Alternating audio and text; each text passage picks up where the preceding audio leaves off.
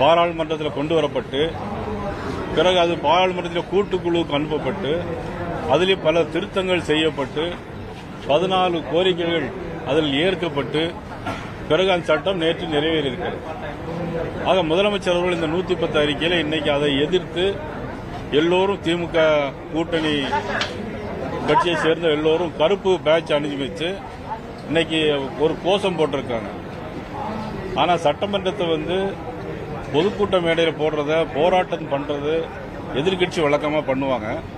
ஆனா சட்டமன்றத்தையே இன்னைக்கு போராட்டமா மாற்றிருக்கிறது நம்ம முதலமைச்சர் அவர்கள் மாற்றிருக்கிறாங்க. உண்மை இதெல்லாம் ஒரு வருத்தத்துக்குரியது.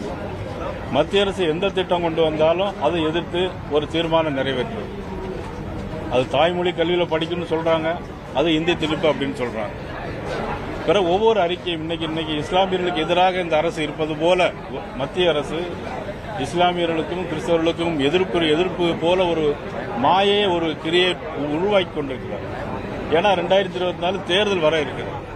இந்த தேர்தல் காலத்தில் இப்படி ஒரு ஏற்கனவே 10 ஆண்டு காலம் மத்திய அமைச்சர்கள் பாரத நரேந்திர மோடி அவர்கள் இந்த 10 ஆண்டு காலத்தில் ஒரு இஸ்லாமியர்களுக்காவது எங்கேயும் ஒரு எதிர்ப்பு ஒரு குறை ஏற்பட்டால் அது சொல்லலாம்.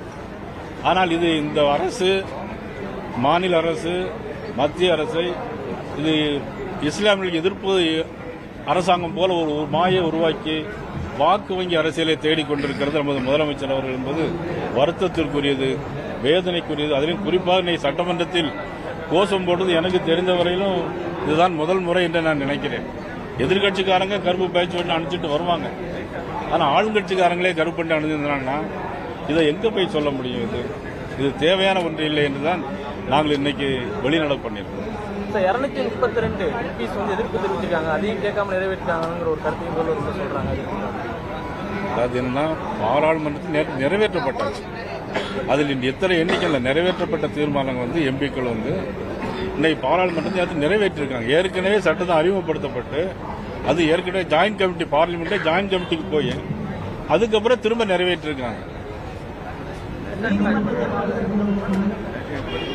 நீதிமன்றம் எல்லாத்துக்கும் முதலமைச்சர் தான் எல்லாத்துக்கும் நீதி வழங்கணும். முதலமைச்சரே நீதிமன்றத்துக்கு போனார்னா நம்ம என்ன பண்ண முடியாது?